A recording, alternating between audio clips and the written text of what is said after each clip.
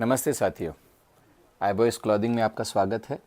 मैं alpha enterprise Ulhasnagar से आपका दोस्त, आपका बिज़नेस पार्टनर, आपका शुभचिंतक और आपसे बहुत अच्छा बिज़नेस करने के लिए आपका शुभचिंतक नरेश उदासी।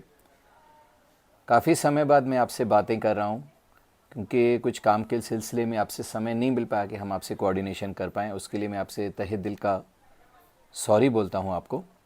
और साथियों, जैसे अभी कॉलेजेस पूरे हो गए, एग्ज़ाम पूरे हो गए, तो काफ़ी न्यू जनरेशन आती है बिज़नेस करने के लिए। कुछ मेडिकल में जाते हैं, कुछ इंजीनियरिंग में जाते हैं, कुछ अलग अलग प्रोफेशंस में जाते हैं, काफ़ी लोग बिज़नेस भी चालू करते हैं। इसमें मैं काफ़ी ऐसे फ़ोन आते हैं कि हम गारमेंट का बिज़नेस करना चाहते हैं या हमें एडवाइस कीजिए।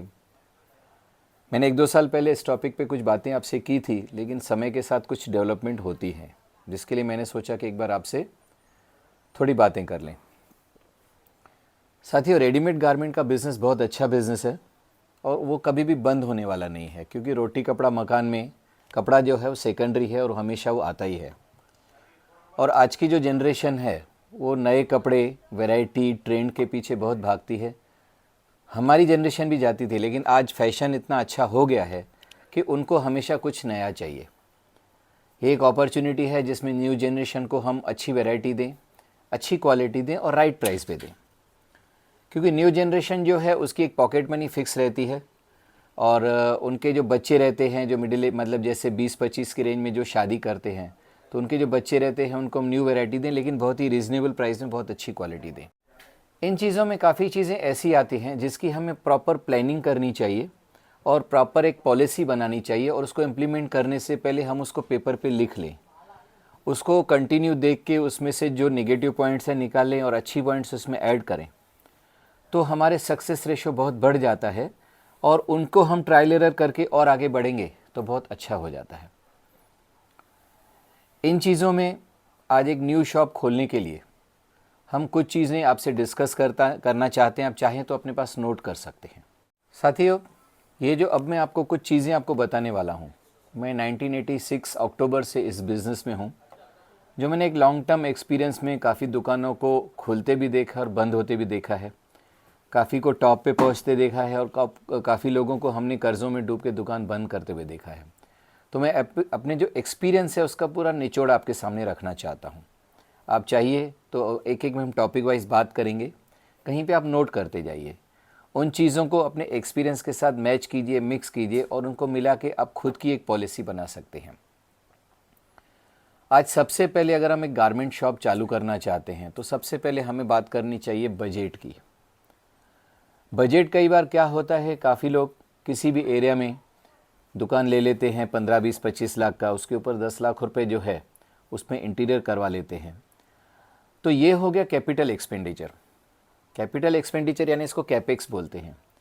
आपने क्या किया, पूरा पैसा जो है कैपेक्स में ब्लॉक कर दिया। अब आपके लिए जो ऑपरेशनल एक्सपेंडिचर है, यानी रॉ मटेरियल लेने के लिए, स्टाफ को पेमेंट देने के लिए, एमएससीबी या लाइट के बिल और उसके बाद एसी के बिल वगैरह देने के लिए, छोटी मोटी रिपेयरिंग के लिए, फिर वो पैसा बहुत कम बचता है।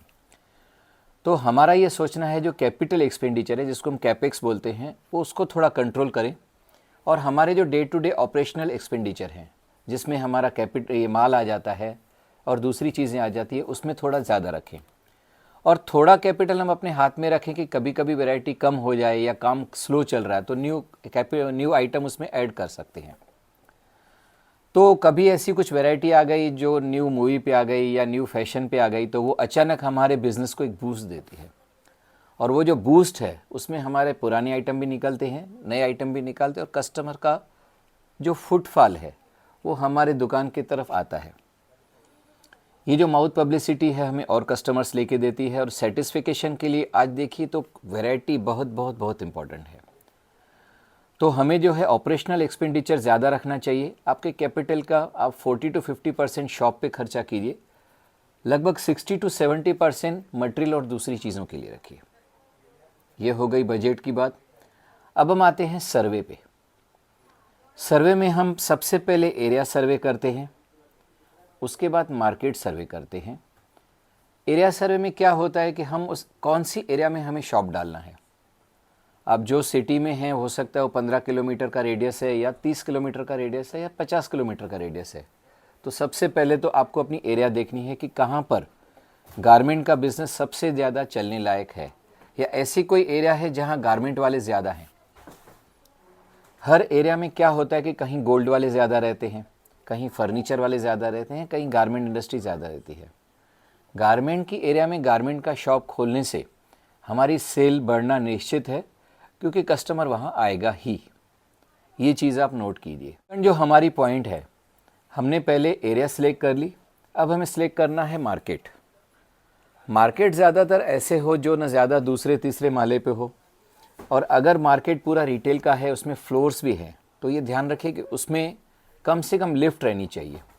कभी एजेड कोई लेडी आती है, कभी कोई ऐसा जेंट्स या लेडी आती है जो प्रेग्नेंट है या बच्चे हैं, तो उनको काफ़ी तकलीफ़ें होती हैं। और अगर ग्राउंड पे शॉप है तो बहुत अच्छी बात है, लेकिन अगर ऊपर भी है तो वो वहाँ पर कस्टमर का आना होना चाहिए। आपने चौथे माले पे ले लिया, पाँचवें माले पे ले लिया, 10 शॉप हैं जिसमें से 6 बंद हैं, तो वो 4 शॉप पे कस्टमर आएगा नहीं, नीचे ही उसका पेट भर जाएगा, उसकी परचेस पूरी हो जाएगी। तो सबसे पहले शॉप हमें भले 2000-3000 रेंट ज़्यादा पड़े, लेकिन ऐसी एरिया में लेना चाहिए जहाँ पर कस्टमर का फुटफॉल हो, कस्टमर वहाँ आता हो और वहाँ पर सेल हो। तो ये चीज़ आप ध्यान रखिए। अब थर्ड हमारी पॉइंट आती है कि शॉप का इंटीरियर हम कैसे करवाएं। साथियों, इंटीरियर करवाने के टाइम पे आप ये चीज़ें ध्यान रखिए कि जो पैक माल है, जो पैक बॉक्सेस हैं या जो पीपी बैग्स हैं, वो ऐसे एक जगह रखें जहाँ पर ब्रांड्स क्लियर दिखाई दें। कई ऐसे ब्रांड्स रहते हैं जो कस्टमर आके खुद मांगता है, वो ब्रांड चाहे कलकत्ता का हो, चाहे मुंबई का हो, या दिल्ली का हो, या उल्लासनगर का हो। कई बार ऐसे चीज़ें होती हैं जिसको हम प्रॉपर डिस्प्ले करते हैं तो कस्टमर उसको देख के अंदर आ जाता है, और उसको देखने के साथ वो एक पीस छोड़ के 10 पीस और भी लेके जाता है। तो हमें कस्टमर को ऐसे कुछ कैची ट्रेंड दिखाना है, कैची कुछ रखना है कि कस्टमर अंदर आए, आइटम देखना चालू करे, और उसके साथ 4 चीज़ें और भी आप उसके साथ उसको दे सकते हैं। तो उसमें क्या होता है, कस्टमर एक बार अंदर आ गया, बाकी आपके सेल्समैन के ऊपर है कि कस्टमर को कितना इंटरेस्ट देता है, कितनी उसकी साइकोलॉजी समझता है। अगर हम कस्टमर की साइकोलॉजी समझ के उसको प्रोडक्ट दिखाते हैं, भाई इसको ये कलर पसंद नहीं आ रहा है, इसको ये कलर ज़्यादा अच्छा लग रहा है तो उस कलर की हम ज़्यादा दिखाएं, ये पैटर्न पसंद नहीं आ रहा है, इस प्रकार के पैटर्न वो ज़्यादा पसंद कर रहा है, तो उसका टाइम वेस्ट न करते हुए उसके वो चीज़ें दिखाएं, आपका भी समय न जाए, उसका भी समय न जाए। क्योंकि कस्टमर जब आता है तो काफ़ी कम समय में वो अच्छे से अच्छी चीज़ लेना चाहता है। वो चीज़ हमें उनकी साइकोलॉजी समझ के अगर सेल्समैन उनको फॉलोअप देता है तो कस्टमर समझ जाता है कि इनको मेरी टेस्ट और मेरी मूड पसंद है। तो हमें ये चीज़ हमें ध्यान देनी चाहिए। उसके बाद साथियों, हम जो एक पॉइंट मेन आपसे कहना चाहते हैं कि सेल्समैन, आपके वहाँ जो सेल्स पर्सन है या सेल्स लेडी है, तो वो कभी भी ऐसा होना चाहिए जो उस एरिया में कहीं ना कहीं काम कर चुका हो, जिसको वो उस एरिया की कम्युनिटी, उसकी टेस्ट, उसकी कलरिंग और उसकी साइजिंग। कई बार क्या होता है कि किसी किसी एरिया में कुछ बड़ी साइज़ें ज़्यादा चलती हैं, कुछ आदमी या कुछ ऐसे हेल्दी साइज़ें ज़्यादा चलती है, किसी एरिया में मीडियम साइज़ें ज़्यादा चलती हैं। कहीं कहीं किसी एरिया में कुछ कलर्स जैसे चलते हैं, जैसे किसी का एरिया में गोल्ड कलर ज़्यादा चलता है, किसी एरिया में ग्रीन कलर ज़्यादा चलता है। तो उस सेल्स पर्सन को उस एरिया की पूरी टेस्ट मालूम हो, तो उससे क्या होता है कि हमारी जो एक डेड स्टॉक होने की जो परसेंटेज है काफ़ी कम हो जाती है। और इंस्टीड ऑफ हम काफ़ी जगहों पे इन्वेस्टमेंट करने से और माल मंगाने से ऐसी चीज़ें मंगाती हैं जो उस एरिया में हमें डिमांड देती हैं। तो उससे क्या होता है कि हमारा कम इन्वेस्टमेंट में काफ़ी अच्छा बिजनेस होता है। तो बाकी जो हमारा पैसा बचता है वो साइड में रख के हम आगे चल के और उसमें आइटम्स मंगा सकते हैं और चीज़ें एडिशन कर सकते हैं। इसके बाद आता है साथियों प्राइस कैलकुलेशन। कई चीज़ें ऐसी होती है जो रेगुलर चलती हैं, जैसे अंडरगारमेंट, जैसे आप समझिए टी शर्ट्स, जैसे बुरकास, या कॉमनली यूज्ड होने वाली जीन्स।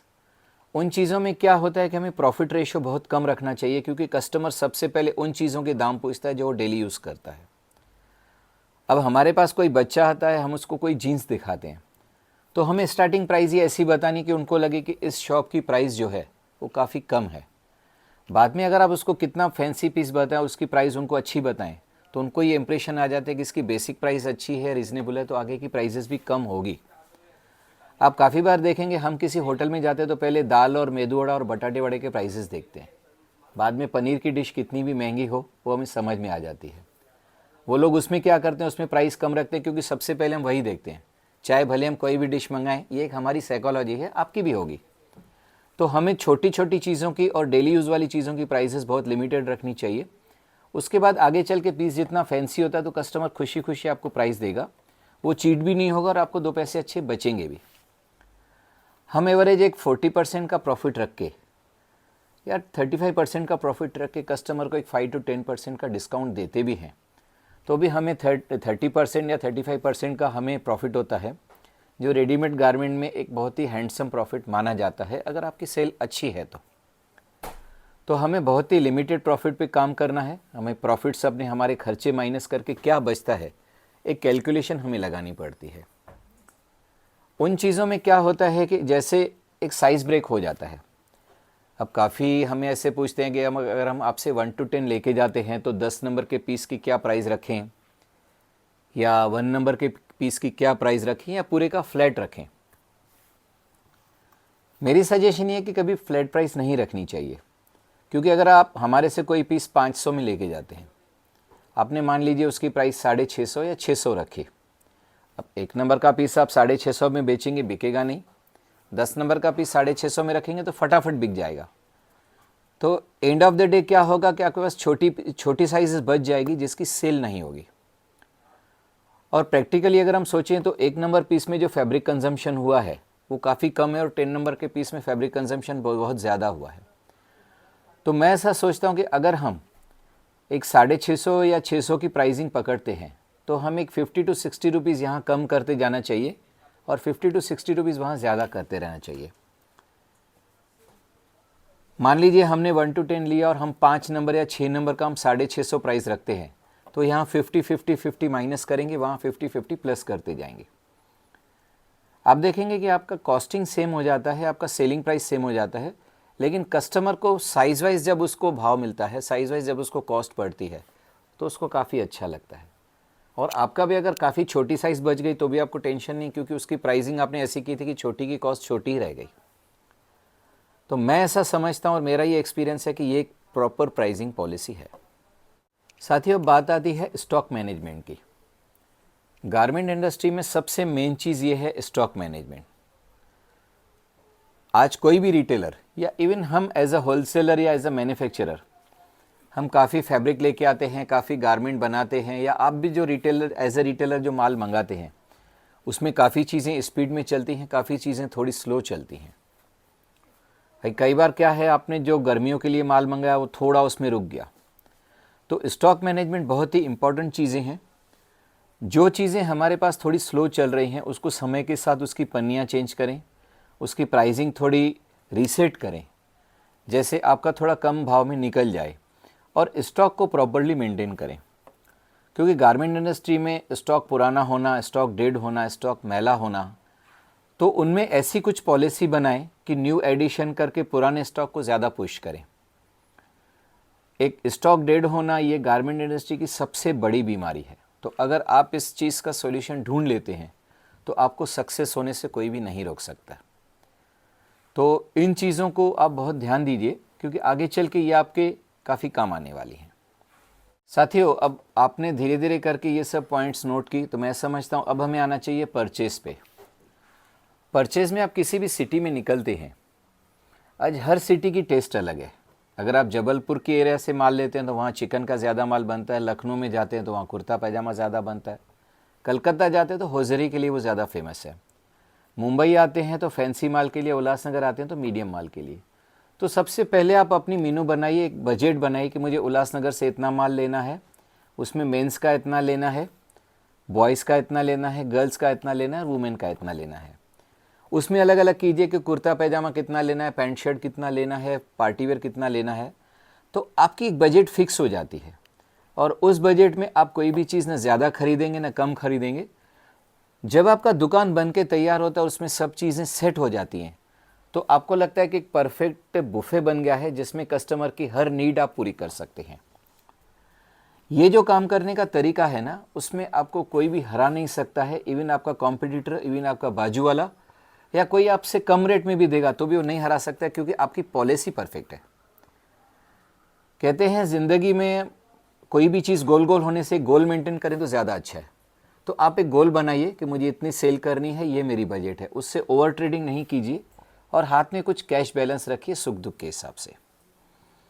अब परचेज जब आप निकलते हैं तो किसी पे भी विश्वास नहीं कीजिए, ना यूट्यूब पे ना एजेंट पे।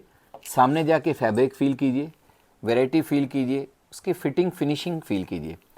अगर आपको लगता है कि बंदा जेन्युइन है, कोई छोटी मोटी रिपेयर आएगी तो मुझे वो चेंज करके देगा, वैरायटी में प्रॉपर गाइड करेगा। हम एज ए जेन्युइन यूट्यूबर मैं आपको बताना चाहता हूँ कि काफ़ी पार्टियाँ हमारे पास आती हैं, हमें अपने एरिया के टेस्ट पूछती है तो हम उनको प्रॉपर गाइड करते हैं। मैं, मेरा बेटा मोहित और हमारी जो सेल्स टीम है।